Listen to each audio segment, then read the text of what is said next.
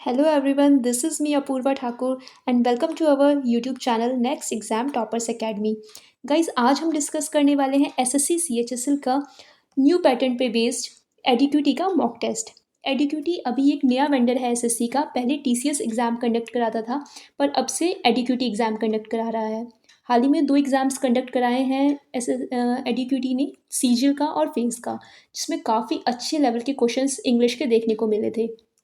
तो ऐसे ही हम एक बहुत ही अच्छा लेवल का मॉक टेस्ट सॉल्व करने वाले हैं जो आपको अपकमिंग सीएचएसएल एग्ज़ाम में हेल्प करने वाला है। 10 ही दिन में सीएचएसएल का एग्ज़ाम होने वाला है, तो ये मॉक आपको बहुत हेल्प करेगा। तो गाइस, बिना टाइम वेस्ट के मॉक को स्टार्ट करते हैं। इसमें सभी क्वेश्चंस बहुत ही सिलेक्टेड और इंपॉर्टेंट है, तो पूरा मॉक आप सॉल्व कीजिएगा और लास्ट में वीडियो के कमेंट करके बताना कि कितने क्वेश्चंस आपके सही रहे। ठीक है, तो पहला क्वेश्चन हम स्टार्ट करते हैं। इसमें पूछा गया है कि आपको सिनोनिम बताना है रिट्रीटेड का। Here is the sentence: The army retreated after facing heavy resistance. Army ने रिट्रीट किया आफ्टर हैवी रेजिस्टेंस। तो रिट्रीट का मीनिंग आपको पता होना चाहिए। तो रिट्रीट का मीनिंग होता है गाइस पीछे हटना। ठीक है, जब कोई आर्मी किसी चीज़ से डर कर, किसी देश की आर्मी पीछे हटती है तो उसे बोलते हैं रिट्रीट। ठीक है, तो उसके लिए रिट्रीट का सिनोनिम क्या होगा? देखिए, एक्सक्यूज़ तो नहीं हो सकता। फैथम का मतलब होता है किसी चीज़ को अंडरस्टैंड करना, किसी बात को समझना, तो वो भी यहाँ पे नहीं है। और फ्लोरिश मतलब होता है ग्रो करना, तो ग्रो भी यहाँ पे नहीं है। यहाँ पे आंसर होगा विड्रू। विड्रू है पीछे हटना, तो रिट्रीट का सिनोनिम हो जाएगा विड्रू। तो this is the correct answer है। नेक्स्ट क्वेश्चन पे मूव करते हैं गाइस। यहाँ पे आपको ईडियम दिया गया है और उसका आपसे मीनिंग पूछा गया है। देखिए, ऐसे ही क्वेश्चंस आपको अपने एग्जाम में देखने को मिलेंगे, सेम इसी तरह से पैटर्न पे। A dime a dozen. A dime a dozen का मतलब होता है वेरी ऑर्डिनरी समथिंग। ठीक है, क्या मतलब होता है? ऑर्डिनरी, कोई चीज़ जो बहुत ही ऑर्डिनरी सी है। तो देखिए, हम जब ऑप्शंस में देखते हैं तो चीप तो नहीं है, लेस देन 12 इन नंबर भी नहीं है। Here is the option common and not special. ठीक है, ऑर्डनरी समथिंग। तो डाइम और डजन का मतलब होता है कॉमन समथिंग और ऑर्डनरी, तो ये हमारा सही आंसर हो जाएगा। ठीक है, नेक्स्ट क्वेश्चन पे मूव करते हैं गाइस। यहाँ पे हमसे पूछा गया है कि आपको इनकरेक्टली स्पेल्ड वर्ड बताना है। देखिए, रियल एग्जाम में भी आपको ऐसे ही जल्दी से क्वेश्चन को पढ़ते ही पता लगाना है कि आपको उसमें पूछा क्या गया है। तो आपको इनकरेक्ट स्पेलिंग बतानी है इनमें से। तो आप पूरे सेंटेंस पढ़ने की जरूरत नहीं है, आप इन चार ऑप्शंस में से देख सकते हैं कि इनकरेक्ट स्पेलिंग कौन सी है। देखिए, प्रीजुडाइज सही स्पेलिंग दी गई है, डिल्यूजनल भी ठीक है, he is the correct spelling. ठीक है, यहाँ पे यूफोरिया की स्पेलिंग गलत है। यूफोरिया की स्पेलिंग होती है ये, और यूफोरिया मतलब क्या होता है? खुशी। ठीक है, बहुत ज़्यादा खुशी जब चीज़ पे किसी चीज़ से होती है तो उसे बोलते हैं यूफोरिया। तो this is the correct spelling and here is the correct answer. Okay, moving to the next question guys. हम नेक्स्ट क्वेश्चन की तरफ मूव करते हैं। So here is our next question. Shalu sat dash Komal during the performance and they talked inaudibly throughout. ठीक है, शालू कोमल के साथ बैठती है पूरी परफॉर्मेंस में और उन्होंने बहुत सारी बातें की। ठीक है, तो उसके साथ बैठने के लिए क्या यूज़ करेंगे? देखिए, बिटवीन तो नहीं यूज़ होगा इसमें, अमंग भी हम नहीं यूज़ करेंगे। अमंग होता है डिस्ट्रीब्यूट करने के लिए, अराउंड भी नहीं होगा। यहाँ पे होगा बिसाइड यूज़। बिसाइड का मतलब होता है किसी के साथ में। ठीक है, नेक्स्ट टू समवन। बिसाइड मतलब क्या होता है? Next to someone. तो अब बहुत स्टूडेंट्स को कंफ्यूजन रहती है, एक वर्ड होता है बिसाइड और एक होता है बिसाइड्स। तो बिसाइड और बिसाइड में क्या डिफरेंस होता है? देखिए, बिसाइड तो हमने समझ लिया, और बिसाइड्स मतलब होता है किसी के addition to, in addition to, उसके साथ में। बिसाइड्स का मतलब होता है इन एडिशन टू। तो बिसाइड होता है बगल में बैठना, किसी के साथ बैठना, और बिसाइड्स का मतलब होता है इन एडिशन टू। जैसे हम एग्जाम्पल के लिए ले सकते हैं, besides English he also speaks Hindi. English के साथ साथ वो हिंदी भी बोलता है। तो बिसाइड्स मतलब होता है in addition to. I hope ये आपको क्लियर हुआ होगा। So moving to the next question guys, इसमें हमसे पूछा गया है वन वर्ड सब्सटीट्यूशन। ऐसे ही क्वेश्चंस एग्जाम में आते हैं। ठीक है, तो वन वर्ड सब्सटीट्यूशन हमें बताना है ऑफिशियल रिप्रीमांड और अ स्ट्रॉन्ग क्रिटिसिज्म। किसी का स्ट्रांगली क्रिटिसाइज करना, किसी को किसी की निंदा करना। रिप्रीमांड मतलब होता है किसी को डांटना। हिंदी में अगर हम बात करें तो डांटना होता है रिप्रीमांड का मतलब। अब जब हम यहाँ पे बात करते हैं, देखिए, वन वर्ड जॉली का अगर आप बात करें, जॉली मतलब तो होता है खुश रहना। ठीक है, तो ये तो नहीं होगा। ओबे, ओबे भी नहीं होगा। एक्यूजेशन होता है किसी पर आरोप लगाना, तो ये भी नहीं होगा। तो गाइज, हमारा करेक्ट आंसर हो जाएगा यहाँ पे censor. Censor is the correct answer for official reprimand और अ स्ट्रॉन्ग क्रिटिसिज्म। किसी को क्रिटिसाइज करने के लिए सेंसर वर्ड का यूज किया जाता है, तो यही एक यहाँ पे करेक्ट आंसर हो जाता है। Okay, moving to the next question guys. Here we have been asked about the idiom. Idiom है यहाँ पे मूव हेवन एंड अर्थ। कि हेवन एंड अर्थ, इसके मीनिंग क्या होता है? किसी काम को जब आप बहुत शिद्दत से करते हैं कि ज़मीन आसमान एक कर देते हैं, है ना? बोलते हैं ना वैसे। तो उसके लिए आप जब ऑप्शंस में देखेंगे, देखिए एक ही ऑप्शन करेक्ट है, to work tirelessly to achieve something. This is the correct answer. Movie heaven and earth, here is the correct answer. So guys बहुत ही सिलेक्टिव क्वेश्चंस हैं जो आपको बहुत ज़्यादा हेल्प करने वाले हैं। ये सभी क्वेश्चंस न्यू पैटर्न पे बेस्ड हैं। तो एडिक्विटी जो न्यू वेंडर है उसके न्यू पैटर्न पे किस तरह से आपको देखने को मिलेंगे, इसी टाइप के क्वेश्चंस आपको आपके एग्जाम में देखने को मिलेंगे। आपको सभी वीडियो पॉज करके अपने आंसर्स कमेंट ज़रूर करने हैं, ठीक है? तो यहाँ पे क्वेश्चन में पूछा गया है एंटोनिम ऑफ प्यूजेंट। प्यूजेंट का एंटोनिम क्या होगा? प्यूजेंट मतलब होता है पावरफुल। क्या मतलब होता है? पावरफुल। अब यहाँ पे हमसे पूछा गया उसका अपोजिट वर्ड। देखिए तो पावरफुल और स्ट्रॉन्ग तो सिनोनिम हो गए, तो ये तो नहीं होगा। रॉबस्ट मतलब ही स्ट्रॉन्ग होता है, तो ये भी नहीं होगा। और सुपरसीड करना भी किसी को ऐसे ही बोलते हैं। But feeble is the word. Feeble मतलब होता है वीक। फीबल मतलब क्या होता है? कमजोर। तो ये इसका एंटोनिम हो जाएगा। तो this is the correct answer है। Okay guys, moving to the next question. So delicate dash the negotiations that a single leak could derail them. देखिए यहाँ पे नेगोशिएशंस की बात हो रही है और ये सेंटेंस है पास्ट का। तो पास्ट में ही आंसर आएगा, ठीक है? इनमें से कोई सेंटेंस, इनमें से कोई आंसर होगा। और नेगोशिएशंस जो है यहाँ पे इसे सिंगुलर यूज किया गया है, तो हमारा आंसर होगा वॉज यहाँ पे। सो delicate was the negotiations. I hope आपको क्लियर हो गया होगा। नेक्स्ट क्वेश्चन की तरफ बढ़ते हैं। यहाँ पे हमें फिलअप करना है। The beach was sunny and dash yet the hotel was quite expensive. तो बीच की बात की जा रही है। देखिए तो बीच की बात कर रहे हैं। अब यहाँ पे हम ऑप्शंस की हेल्प से ही क्वेश्चन को सॉल्व करेंगे एग्जाम में भी। देखिए बॉइस्ट्रस मतलब क्या होता है? बॉइस्ट्रस मतलब होता है शोर शराबा, शोरगुल, ठीक है? अब यहाँ पे इस तरह का कोई काम नहीं है, तो ये ऑप्शन हमारा गलत हो जाएगा। हमें एलिमिनेशन मेथड यूज करना है, ठीक है? सीरीन मतलब होता है शांत। अब बीच की बात हो रही है, तो ये ही अप्रोप्रिएट आंसर हो जाएगा हमारा, ठीक है? नेक्स्ट में मूव करते हैं। केओटिक, केओटिक होता है कंफ्यूजिंग सिचुएशन, और ड्रेयरी होता है डरावना। तो इन सब का कोई काम नहीं है यहाँ पे। तो serene is the correct answer है। The beach was sunny and serene. Serene मतलब क्या होता है? शांत, या फिर आप बोल सकते हैं पीसफुल। ये पीसफुल से रिलेटेड है। आई होप आपको ये क्लियर हो गया होगा। नेक्स्ट क्वेश्चन की तरफ मूव करते हैं। गाइज आपको जब भी जैसे ही क्वेश्चन स्क्रीन पर आ रहा है, आपको वीडियो को पॉज करना है, आंसर अपने माइंड में सोचना है, उसके बाद नेक्स्ट आंसर देखना है, ठीक है? तो इससे आपको आइडिया होगा कि आपको कितना आता है, आपको कितनी अच्छे से नॉलेज है। आपको अपनी नॉलेज भी टेस्ट करनी है इस मॉक से, ठीक है? इस तभी इसका फ़ायदा भी होगा आपको। तो क्वेश्चन यहाँ पे पूछा गया है। The professor dash the complex theory using a simple analogy that all students could grasp. तो मतलब प्रोफेसर ने एक कॉम्प्लेक्स थ्योरी को इतने अच्छे से समझाया कि सभी स्टूडेंट्स उसको समझ पाए। अब देखिए हम ऑप्शंस की तरफ चलते हैं। परप्लेक्स्ड, परप्लेक्स्ड क्या होता है? कन्फ्यूजन, कन्फ्यूज करना। तो यहाँ पे कन्फ्यूज तो नहीं कर रहे हैं प्रोफेसर, तो समझा रहे हैं, तो ये तो नहीं होगा, ठीक है? अब नेक्स्ट है कॉन्वोल्यूटेड। कॉन्वोल्यूटेड मतलब होता है जटिल, किसी चीज़ को कॉम्प्लिकेट करना। तो कॉम्प्लिकेट भी नहीं कर रहे हैं यहाँ पे वो, तो कॉम्प्लिकेट भी नहीं होगा। ऐसे हम एलिमिनेट करते जाएंगे ऑप्शंस को, तो हमारा आंसर ऑटोमेटिकली आ जाएगा। और निगेट मतलब होता है नकारना, किसी चीज़ को मना करना, तो ये भी नहीं है। तो हमारा राइट आंसर हो जाएगा एल्यूसीडेट। एल्यूसीडेट मतलब क्या होता है गाइस? एक्सप्लेन करना, किसी चीज़ को समझाना किसी तरह से, ठीक है? तो जैसे प्रोफेसर ने एक्सप्लेन किया उस कॉम्प्लेक्स थ्योरी को, तो elucidate is the right answer है। आई होप आपको क्लियर हुआ होगा। Moving to the next question. He bought dash a yellow shirt and dash uniform for school. देखिए यहाँ पे हमें पता है, यहाँ पे आर्टिकल्स पूछे गए हैं हमसे, ठीक है? अब हमें पता है कि हम एन का यूज़ किसके लिए करते हैं? वॉवल्स के लिए करते हैं। ए ई आई ओ यू के लिए करते हैं, ठीक है? अब यहाँ पे वॉवल नहीं है, तो यहाँ पे आएगा ही bought a yellow shirt and dash uniform. देखिए ये एक वॉवल है, बट हमें पता है जब आप यूनिफॉर्म जब प्रोनाउंस करते हैं तो यू वाली वर्ड आवाज़ आती है, ठीक है? यू की साउंड आती है। तो जिसमें वॉवल की साउंड नहीं आ रही है, इसलिए हम यहाँ पे ए यूज़ करेंगे। So the correct answer will be he bought a yellow shirt and a uniform for school.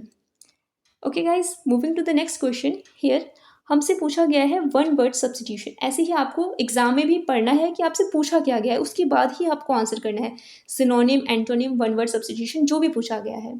So the question is the beauty of the sunset was breathtaking but lasting a very short time. तो lasting a very short time का meaning आपको पता है होना चाहिए, तभी आप question कर पाएंगे।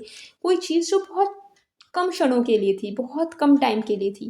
तो देखिए जब हम क्वेश्चन को देखते हैं, ऑप्शंस को देखते हैं, पहला ऑप्शन है हमारे पास परनीशियस। परनीशियस मतलब होता है हार्मफुल, तो हार्मफुल तो नहीं है यहाँ पे, ठीक है। रिकैल्सिट्रेंट का मतलब होता है something not obeying the rules, जो रूल्स को नहीं मान रहा है, तो ये भी नहीं हो जाएगा यहाँ पे। और लिक्यूप्रियस मतलब होता है सैड, तो यहाँ पे सैड वाली बात भी नहीं हो रही है, तो अवर आंसर विल बी एफिमीरियल। एफिमीरियल मतलब होता है lasting for a very short time. I hope ये आपको क्लियर हो गया होगा। नेक्स्ट क्वेश्चन पे मूव करते हैं। इसमें आपको एंटोनिम बताना है इरियोडाइट वर्ड का। तो आप पॉज करिए वीडियो को और सोचिए इरियोडाइट का मीनिंग क्या होता है। तो देखिए इरियोडाइट का मीनिंग होता है intelligent, who has the knowledge of something, ठीक है। इंटेलिजेंट इरियोडाइट का मतलब। अब यहाँ पे आपसे एंटोनिम पूछा गया, ये आपको ज़रूर ध्यान रखना है कि आपसे पूछा क्या जा रहा है, ठीक है। तो इंटेलेक्चुअल तो सिनोनिम हो जाता है, लर्निड भी, स्कॉलर भी। अब एंटोनिम क्या हो जाएगा, अनइन्फॉर्म्ड, जिसे पता ना हो। एरिडाइट जिसे पता है, जिसे जानकारी है, जो इन्फॉर्म्ड है, जिसे नॉलेज है, ठीक है। तो उसका एंटोनिम क्या होगा, अनइन्फॉर्म्ड, जिसे नॉलेज नहीं है, जो अल्प ज्ञानी है। नेक्स्ट क्वेश्चन पे मूव करते हैं। डायरेक्ट से इनडायरेक्ट स्पीच में है। देखिए एक या दो क्वेश्चन आपको ज़रूर देखने को मिलेगा एग्जाम में, डायरेक्ट इनडायरेक्ट स्पीच का और एक एक्टिव पैसिव वॉइस का। तो ये आपको बहुत अच्छे से रूल्स क्लियर होने चाहिए। देखिए यहाँ पे क्वेश्चन पूछा गया, he said I am not feeling well. उसने कहा कि मैं ठीक फील नहीं कर रहा। तो देखो गाइस आपको पता है कि प्रेजेंट कॉन्टिन्यूस जो होता है वो हमारा चेंज होता है पास्ट कॉन्टिन्यूस में, स्पीच में। तो हम सीधा ऑप्शंस की तरफ जाएंगे। तो ऑप्शंस में जब आप जाएंगे तो देखेंगे he said I am not का क्या हो जाएगा, he was not feeling well. He is not feeling well तो नहीं होगा, क्योंकि प्रेजेंट से आपको पास्ट में बनाना होता है स्पीच में, ठीक है। ही डिडेंट भी नहीं होगा और ये भी नहीं होगा। तो this is the correct answer. ये तो काफ़ी इजी क्वेश्चन था, आप सभी ने कर दिया होगा। नेक्स्ट क्वेश्चन पे मूव करते हैं। So here is the, he is looking forward to meet you soon, ठीक है। तो आपको सूटेबल ऑप्शन बताना है कि इसकी जगह आप क्या रिप्लेस करके, सूटेबल आंसर क्या होगा इसका। तो देखिएगा इस लुकिंग फॉरवर्ड, फॉरवर्ड के साथ हमेशा V1 प्लस ING की फॉर्म लगती है, ठीक है। लुकिंग फॉरवर्ड टू प्लस, तो टू मीटिंग यू सून, ये आपको याद रखना है। ये बहुत ही कॉमन क्वेश्चन है, बहुत बार आता है, बहुत बार रिपीट होता है। तो he is looking forward to meeting you soon will be the right answer है। ये तीनों में से कुछ भी नहीं होगा, ठीक है। नेक्स्ट क्वेश्चन पे मूव करते हैं। अभी हम बात कर ही रहे थे कि एक्टिव पैसिव वॉइस भी बहुत ज़्यादा पूछा जाता है। तो यहाँ पे आ ही गया, देखिए we shall have dispatch the invitations before Friday evening. तो आपको पूरा क्वेश्चन नहीं करना है, आपको देखिए ये समझना है कि यहाँ पे क्या दिया हुआ है, शल हैव। और शल हैव किस में चेंज होता है, शल हैव बीन में। अब देखिए शल हैव बीन कहाँ दिया गया है, यहाँ पे नहीं है, यहाँ पे नहीं है, यहाँ पे नहीं, ये है यहाँ पे। तो this is the correct answer, the invitation shall have been dispatched before Friday evening, ठीक है guys. This will be the right answer. Moving to the next question. यहाँ पे आपको क्या है, अपोजिट करना है, पैसिव से एक्टिव करना है। आपको क्वेश्चन बहुत ही ध्यान से एग्जाम में पढ़ना है ताकि एक भी क्वेश्चन आपका गलत ना हो, ठीक है। The photos will be printed by the studio with in an hour. तो ये पैसिव में दिया गया है, आपको एक्टिव करना है, इसमें अपोजिट पूछा गया है। तो देखिए विल बी, विल चेंज होता है विल बी में, है ना। हम ये पढ़ते हैं कि विल जो है वो चेंज हो जाता है विल बी में, वॉइस में। तो अब देखिए विल किस में दिया गया, एक ही ऑप्शन हमें दिख रहा है विल वाला। तो सिंपली इसी को हम आंसर टिक करेंगे, the student will print the photos with in an hour. तो विल चेंज हो गया विल बी में यहाँ पे, ठीक है। आपको समझ नहीं आता, आप रूल याद करिए, रूल से आप ऑटोमेटिकली आंसर तक पहुँच जाएंगे। बट क्वेश्चन आपको बहुत ध्यान से पढ़ना है, ठीक है। ये हमारा करेक्ट आंसर हो गया। नेक्स्ट क्वेश्चन पे आते हैं हम। यहाँ पे आपसे वन वर्ड सब्सटीट्यूशन पूछा गया है। A person who is unfairly blamed for something done by others. देखिए किसी ने गलती की है पर किसी और को सज़ा मिल रही है। देखिए बोलते ना हम हिंदी में, बलि का बकरा, किसी को भी किसी के और के ऊपर ब्लेम कर देना किसी की गलती का। तो उसके लिए यहाँ पे आपको वन वर्ड सब्सटीट्यूशन पूछा गया है। अब देखिए अगर हम ऑप्शन के थ्रू जाएँ, परपिट्रेटर होता है चीट करना, चीटर जो होता है एक, या फिर अपराधी बोल सकते हैं कल्प्रिट। परपिट्रेटर का मतलब होता है कल्प्रिट, जिसने गलती की है, ओके। बाई स्टैंडर्ड का मतलब क्या होता है, बाई स्टैंडर्ड का मतलब होता है ऑडियंस, ठीक है। जो आपके दर्शक होते हैं उसे बोलते हैं बाई स्टैंडर्ड।